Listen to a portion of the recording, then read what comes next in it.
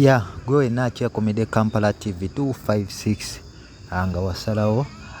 byonna amawulire naddala agafa mu byobufuzi mu ggwanga Uganda ojjanga gafunira wano ku Kampala TV 256 ate gwe omupya wenna atana subscribinga enja kusaba osubscribinge ate awo olaba akade okonewo kanono kajja kuyamba buli otubeera tukutaddeyo eggulire lyonna okubeera nga olitegeera oligoberera tambulire ddala wamu n'okumanya ate nja kusaba okukomentinga n'okusharinga tugezeeko okutambuza eggulire lino okubeera nga lyeyongerereyo ddala wala amawulire olunaku lwaleero ge twafunye oba akamu ku kafubo akalimu Speaker Parliament y'eggwanga Uganda Right Honorable Anita Among ojja kujjukira nti ono yasinkana omwami Theodore Ssekikubo ono nno nga ye mubaka akiikirira side zeri eremiyaga. Anita Among yajja ku mmeeza Ssekikubo kwakuŋŋaanyiza emikono egiri mu nteekateeka ey'okuggyamu bakomishona bonna naddala abeeyongeza ensimbi ezaali ez'omuwi w'omusolo wali mu Parliament y'eggwanga Uganda wabula akafuba ako tekakkirizibwamu bannamawulire naye oluvannyuma Theodore Ssekikubo yavaayo n'ategeeza abamawulire ku bimu ebyali biteeseddwako era nga bingi abasinga mwabiraba naddala ku mikutu egy'enjawulo. Ssekikubo yavaayo n'ategeeza nga ye we yasaba sipiika aleme kulemesa nteekateeka singa motion oba ekiteeso kiba kituuse wali mu Parliament y'eggwanga Uganda wabula amawulire ag'omunda agavuddeyo Speaker Parliament yavaayo anaabuuza Ssekikubo ekigendererwa ky'emikono gino olw'ensonga nti Speaker waliwo abaali bamubiddeko nga bamutegeezezza nti ekigendererwa ky'emikono gino wadde beerimbise nti bali Mathias Mpuuga ne bakomishona abalala naye Speaker batagetinze ggwe so kino kyasitula omukyala Anita Among n'abuuza Ssekikubo naddala ekigendererwa kye ekyekusifu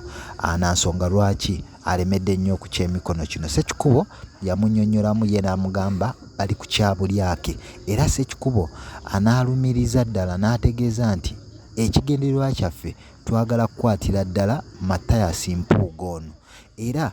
Speaker okutya okwali kumujjudde ng'amanyi nti abaami bano emikono gye bagoba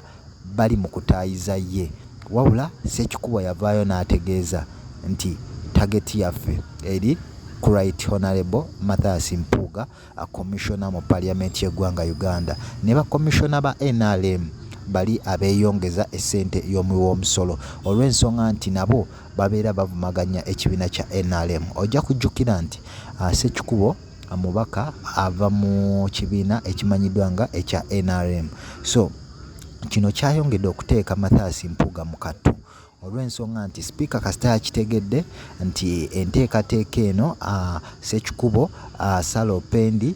ne banne gye baliko nti si yakumuggyamu bwesigwa nga Speaker wa Parliament y'eggwanga Uganda wabula eruubiriramu bakomishona bano naddala abeezibika omusimbi naye nga gwe tojja kwerabira nti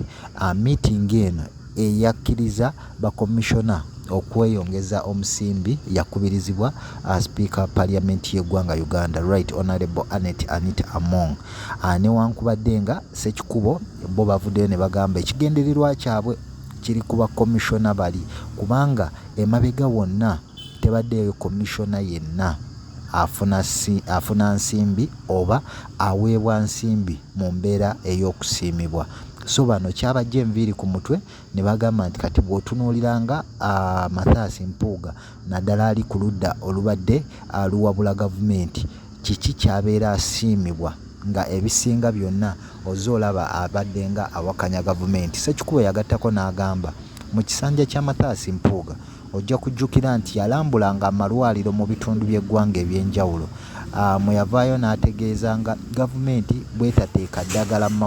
malwaliro gano newankubadde ng'ate Prime Minister w'eggwanga Uganda Right Honorable Robinah Nabbanja yavaayo n'agamba nti Mathias Mpuuga ogenda mu malwaliro akuma abasawo oba abategeeza beediime ku mirimu egyo newankubadde nga si kikolwa kirungi yakyalako mu masomero era n'avaayo n'ategeeza gavumenti nga bw'etakoze kimala. Kati wano Theodore Ssekikubo we yasitukira n'agamba omuntu azze awakanya enteekateeka za gavumenti zonna essaawa eno ayinza kuba asiimibwa mu ngeri ki. So akafubo akabaddemu Speaker Parliament y'eggwanga Right Honorable Anita Among bavuddeyo ne bamutegeeza nti totya, tobeerako na kutya kwonna, ekigendererwa ky'emikono gino kiruubiriramu Mathias Mpuuga ne bakomishona. Katulindire tulabe Mathias Mpuuga oba anaawona omuyaga guno naddala ogumwetoolodde. Nja kujjukiza gwe omupya tana subscribinga muganda wange subscribinga, commentinga, sharinga. Weeraba.